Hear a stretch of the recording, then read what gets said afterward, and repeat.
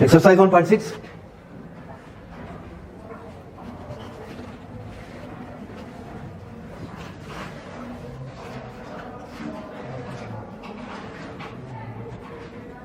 Solve by matrix inversion method.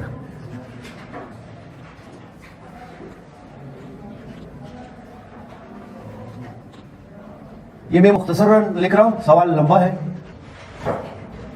Hamzad मुसावातों को बज़रिए ग़ालिब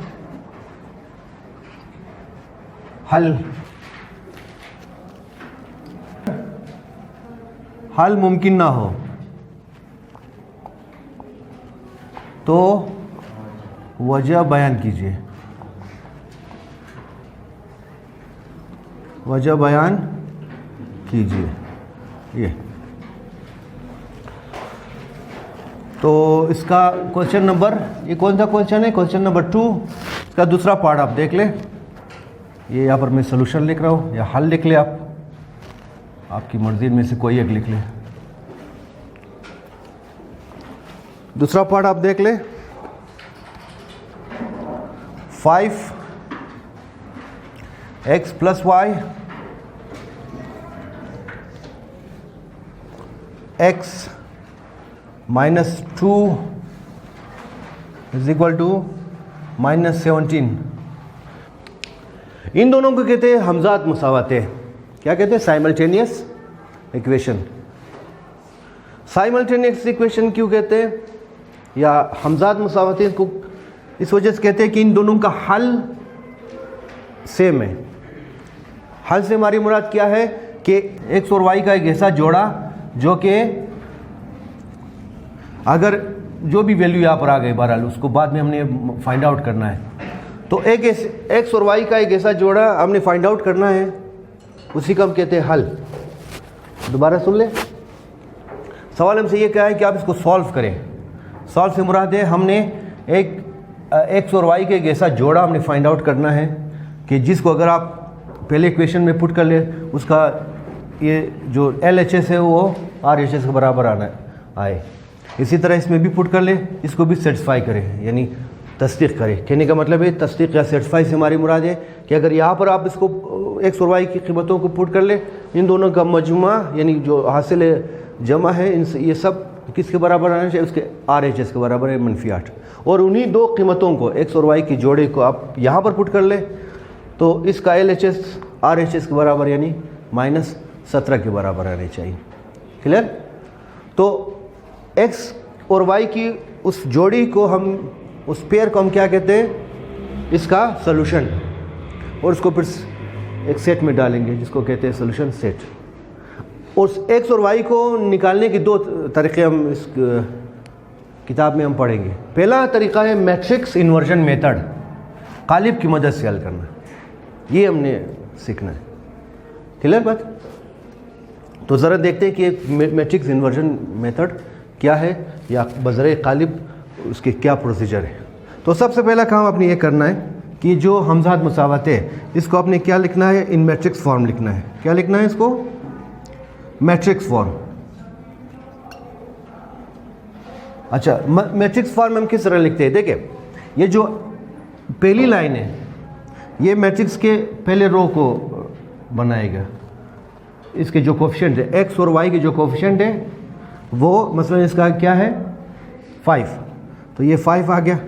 इसका क्या है? अगर कोई चीज़ ना उसका मतलब है 1 है, तो ये 1 यहाँ पर। तो पहली मुसावात में x और y की जो कोफिशिएंट्स है वो पहला रो को बनाए। इसी तरह यहाँ पर जो दूसरा इक्वेशन है, दूसरी मुसावात है, उसकी जो कोफिशिएंट है x और y के, ये दूसरे रो को बनाएगा। इसकी जैसा कि ये अभी x है, x के पास क्या चीज़ है हमारे पास?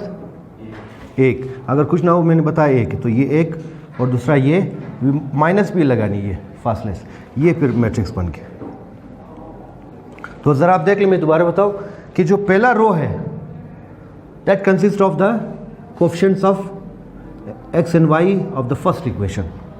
ठीक है? जो दूसरा रो है वो मुश्तमिल है दूसरी मुसावात में जो x और y के कोफिशिएंट है। क्लियर? अगर आप यहाँ से आप इसको देख लें, पहला कॉलम जो है, पहला कॉलम दोनों मुसावातों में जो x का कोफिशिएंट है उस पर मुश्तमिल है। दूसरा कॉलम दोनों मुसावातों में जो y के कोफिशिएंट है उस पर मुश्तमिल है। आई होप क्लियर हो गई बात, ठीक है। पहली मुसावात के जो कोफिशिएंट है वो पहला रो, दूसरी मुसावात के जो कोफिशिएंट है वो दूसरा रो। अच्छा, अब आगे देख ले ज़रा, ये देखिए यहाँ पर क्या है, x और y। x और y का आपने क्या करना है, इसको कॉलम में लिखना है इस तरह, क्लियर।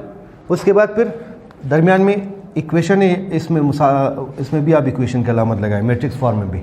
यहाँ पर क्या है हमारे पास, -8 और -17। अब ज़रा आप देख लो, अगर आप इसको मल्टीप्लाई करें, देखिए अगर आप इसको इसके साथ मल्टीप्लाई करें तो यही चीज़ आ जाएगी। देखिए 5 × x क्या आएगा, 5x, 1 × y, फिर इसके बाद = -8। इसी तरह आप इसको मल्टीप्लाई करें इसके साथ तो ये चीज़ हासिल होगी। देखिए 1 × x, x, -2 × y, -y = 17, clear. अब उसके बाद हमने बताया कि इसको आपने क्या करना है, नाम देना है। क्या करना है इसको, यानी इसको हम नाम देंगे। इस बड़ी वाली को हम देंगे नाम एक a, ये इसको हम देंगे नाम x और इसको हम नाम देंगे b, क्लियर। यानी बात क्या आ गई कि a = 5, 1, 1, -2। x क्या आ गई हमारे पास, कैपिटल X, ये जो वेरिएबल्स हैं ये चीज़, और b किसके बराबर है, ये जो यहाँ पर मुसावात की तरफ जो कांस्टेंट है उससे जो मैट्रिक्स बना है ये, क्लियर है तक। अच्छा जी, अब आगे दूसरा स्टेप हमने क्या करना है, ये जो मैट्रिक्स A है इसका हमने डिटर्मिनेंट मालूम करना है, मख्ता। तो ज़रा देख ले, ये वाली क्या है हमारे पास, 5, 1, 1, -2, ये चीज़ मैंने बताया। इसका यानी दूसरा काम हमने क्या करना है, इसका हमने डिटर्मिनेंट मालूम करना है, ये चीज़। ये वीडियो को लाइक और शेयर ज़रूर करें यार।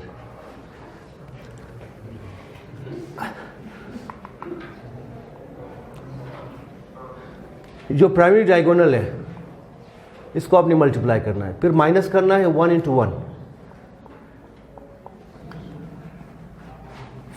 5 - 2 10 -1, तो कितना गया हमारे पास, ये डिटर्मिनेंट किसके बराबर, -11। यहाँ पर आप देख ले a × x = b। यहाँ से एक चीज़ निकल आएगी कि x बराबर है a इनवर्स × b। ये हमने फाइंड आउट करना है, समझ गए। a इनवर्स को फाइंड आउट करना है, a इनवर्स को फाइंड आउट करेंगे, b के साथ मल्टीप्लाई करेंगे तो हमारे पास ये चीज़ आ जाएगी। एनीवे, अब देखिए एडजॉइंट ऑफ a, ये किस तरह से होगा। देखिए ये इस तरह से होगा कि ये जो a मैट्रिक्स है, ये जो प्राइमरी डायगोनल, इन दोनों के जो एलिमेंट्स हैं इन दोनों की जगहों को आप चेंज करें। क्या करें, ये 5 2 है तो 2 5 की जगह जाएगा यहाँ पर, ये -2 यहाँ पर और 5 यहाँ पर। फिर ये जो सेकेंडरी डायगोनल है इनकी अलामतों का आपने चेंज करना है। ये 1 1 था तो इसके साथ आपने माइनस लगानी है, अगर माइनस हो तो आप उसको प्लस बनाए, अगर प्लस हो तो माइनस बनाए। तो ये एडजॉइंट है, इसको आपने उसका एडजॉइंट लिखना है। नाउ हम क्या कर सकते हैं, तीसरा स्टेप हमने ये करना है कि a इनवर्स फाइंड करना है। a इनवर्स बराबर है adjoint of a divided by determinant of a, ये चीज़। अब क्या हासिल होगा हमें, ये एडजॉइंट ऑफ a अभी हमने निकाला -2 -1 -1 5, ये चीज़ divided by determinant of a, ये -1। अच्छा, यहाँ पर एक और चीज़ मैं भूल गया कि ये इसको आप इसके नीचे लिख लें, ठीक है। जब भी ये a डिटर्मिनेंट 0 के बराबर आ गया, 0 के बराबर अगर आ जाए फ़र्ज़ करें, तो उसके बाद क्या होगा, हल मुमकिन नहीं होगा। क्यों, क्योंकि जब ये 0 के बराबर आ जाएगा तो ये 0 होगा। बात समझ में आ रही, ये क्या होगा, तो ये जब ये 0 होगा तो ये जो a इनवर्स है, ये इनवर्स फाइंड नहीं होगा हमसे, तो a इनवर्स नामुमकिन होगा, समझ गए। तो जब a इनवर्स फाइंड नहीं कर सकेंगे तो उसके बाद x और y की कीमतें भी हम मालूम नहीं कर सकते। बात समझ गया नहीं? तो ये जो कहा है कि अगर हल मुमकिन ना हो तो वजह बयान करें, तो आपने यही वजह बयान करना है कि आप यहाँ पर अगर ये 0 आ गया तो आप लिखेंगे कि A inverse does not exist, therefore solution is not possible. A inverse का वजूद नहीं, इस वजह से हल क्या है, नामुमकिन है। बात समझ गए? अब चूंकि ये 0 के बराबर नहीं तो लिहाजा हम लिख सकेंगे कि ए इनवर्स एग्जिस्ट, यानी ए इनवर्स एग्जिस्ट करता है, देयरफॉर क्या होगा, सॉल्यूशन इज पॉसिबल, यानी हम सॉल्यूशन को निकाल सकते हैं। एक्स और वाई की वैल्यू है हमारे पास, उसको हमने फाइंड आउट करना है। अब अगर ये इनकेस अगर 0 के बराबर आ गया किसी सवाल में तो आपने क्या लिखना है, A inverse does not exist, therefore solution is not possible. बात क्लियर? ए इनवर्स भी आ गया। अब हम क्या मालूम करेंगे, ये जो फार्मूला है हमारे पास x बराबर ए इनवर्स बी, ठीक है, इसको हम निकालेंगे। नाउ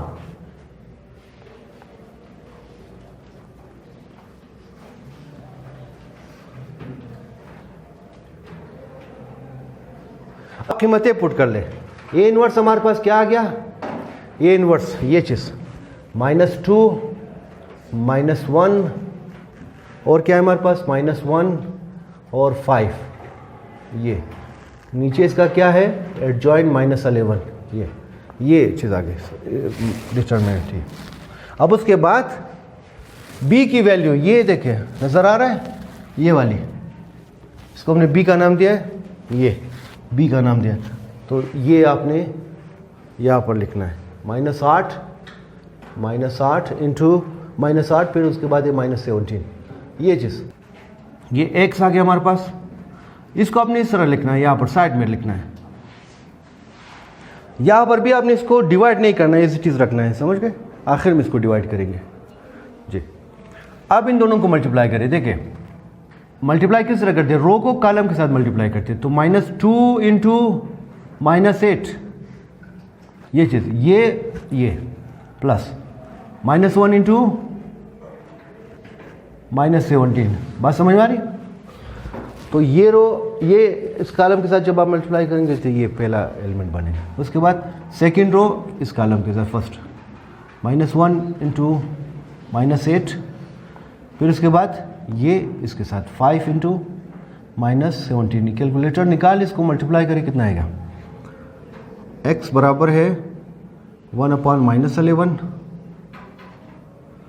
ये माइनस माइनस प्लस 8 2 16, ठीक है, माइनस माइनस प्लस 17 इंटू 1 17, ठीक है।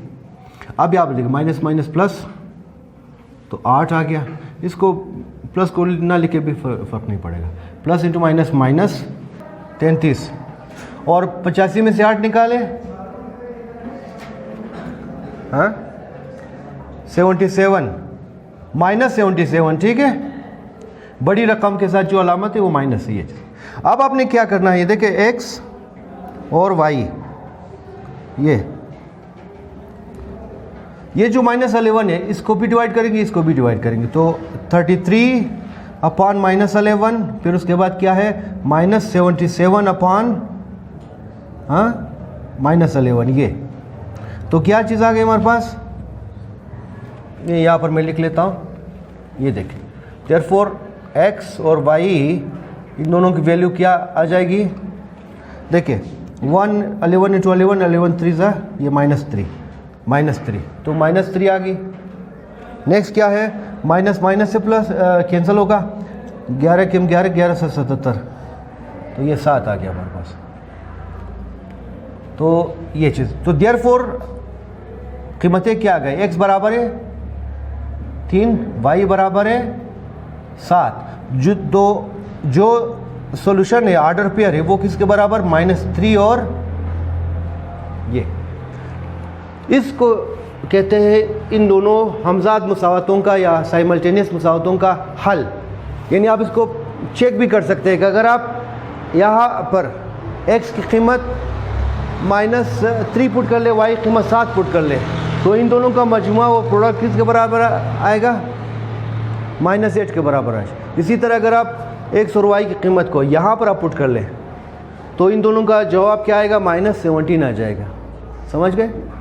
तो इसी को हम क्या कहते हैं, इसका हल कहते हैं। और ये जो प्रोसेस हमने सीख लिया उसको हल करने का जो स्टेप्स था, इसको कहते हैं मैट्रिक्स इन्वर्जन मेथड या बज़र ग़ालिब। समझ गए? अब हमने क्या करना है, इसको हल सेट में लिखना है, सोल्यूशन सेट, SOL में मुख्तसर लिखूंगा, सोल्यूशन सेट यानी इसको कहते हैं हल सेट। आपने ये जो सेट, ये जो हल निकाला ऑर्डर पेयर, इसको आपने क्या करना है, एक सेट में लिखना है, इसको कहते हैं हल सेट। ये -3 और 7, ये हमारा फाइनल रिजल्ट या आंसर हमारे पास।